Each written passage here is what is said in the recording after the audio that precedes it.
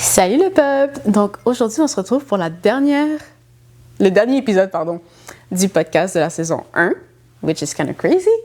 Donc aujourd'hui, on va aborder les défis spirituels derrière le ministère, mais avant même de se lancer sur le sujet de la discussion, allô? Nouveau background, nouvel endroit. Donc ça encore, c'est une prière exaucée. Gloire à Dieu parce qu'il trouve toujours des façons de nous connecter aux bonnes personnes. Donc voilà, on se retrouve dans un nouveau décor pour la saison 2. Donc, le point numéro 1 par rapport aux défis derrière la saison 1 ou derrière le ministère, c'était que l'opposition est inévitable. Qu'est-ce que je veux dire par rapport à ça? Souvent, on va recevoir une vision ou un projet de la part de Dieu, puis on va se dire, OK, je me lance, je fonce et je n'abandonne pas. Mais on oublie qu'il va y avoir de l'opposition. Il va y avoir veux pas, des tracas, des complications pour accomplir la vision que Dieu nous a donnée. Donc, quand je pense au podcast, je peux penser par rapport au fait que ça a été difficile. J'ai dû changer d'équipe créative 2 fois. Il y a eu des problèmes techniques. Il y a des moments où je voulais publier un teaser, ça n'a pas fonctionné. Bref, plein de panoplie de trucs. Des fois, c'est la carte SD qui arrêtait de fonctionner. Des fois, c'est une des caméras qui ne voulait pas fonctionner. Des fois, c'est l'ordinateur. Il y avait toujours un problème quelconque. Des fois, on a dû recommencer certaines vidéos 2 fois. Mais ça arrive. On apprend de nos erreurs, puis on continue. Puis c'était pour revenir aussi sur le fait que c'est un combat spirituel de sortir. C'était un combat spirituel juste de sortir le podcast. C'est encore un combat spirituel pour continuer le podcast. Donc, à chaque fois, il y a quelque chose. Puis, c'est pas parce que tu donnes ton oui à Dieu que l'ennemi va juste te laisser faire puis te laisser marcher dans l'obéissance.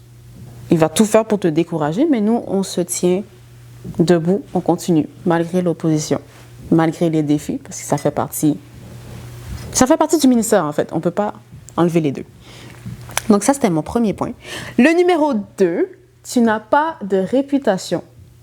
Et je répète, tu n'as pas de réputation. Donc quand il y a des personnes qui veulent t'attaquer, qui veulent s'opposer à ce que tu dis, qui sont frustrées de la vie, qui ont plein de choses négatives à dire, le premier réflexe humain, c'est de se défendre. Mais quand tu vas dans le lieu secret avec le Seigneur et que tu lui poses la question, OK, comment je dois réagir par rapport à la situation? Mais Dieu va te dire, do not engage. Tu n'as pas besoin de répondre à chaque commentaire négatif parce qu'il y a des personnes spécifiques qui doivent recevoir le message que tu as. Donc, si ce n'est pas pour cette personne-là, c'est correct. Tu traces ton chemin et tu continues. Tu n'as pas besoin de gaspiller ton temps ni ton énergie sur les personnes qui sont pas ouvertes à recevoir en fait ce que tu as à apporter. Gardez en tête que c'est Dieu qui t'a envoyé avec un message spécifique, que c'est Dieu qui te donne l'autorité de parler. Parce que tous les messages, ça vient de lui. Le podcast, ça vient de lui. Donc, tu le fais pour lui. Si les gens ne sont pas contents, c'est pas grave. Si on vient te lapider ou on vient te salir dans la place publique ou sur les réseaux, c'est pas grave. Tu traces ton chemin et tu gardes tes yeux fixés sur celui qui t'a envoyé. Le dernier point, numéro 3, c'est que le brisement est continuel. Donc, étant donné que c'est un podcast sur la restauration de l'âme, c'est sûr que je dois traverser des moments difficiles pour après ça les traiter avec le Seigneur dans le lieu secret et vous redonner les conseils après. Donc forcément, je vais continuer de vivre des situations inconfortables, difficiles, mais ça fait partie du ministère que je porte. Et aussi, ça me fait penser dans Psaume 31 où David il dit « Je suis un vase brisé ». Donc toute l'idée que Dieu passe à travers des personnes qui sont brisées pour faire avancer son royaume. Et qu'on doit rester dans cette posture d'humilité, que sans Dieu, il n'y a rien de tout ça qui est possible.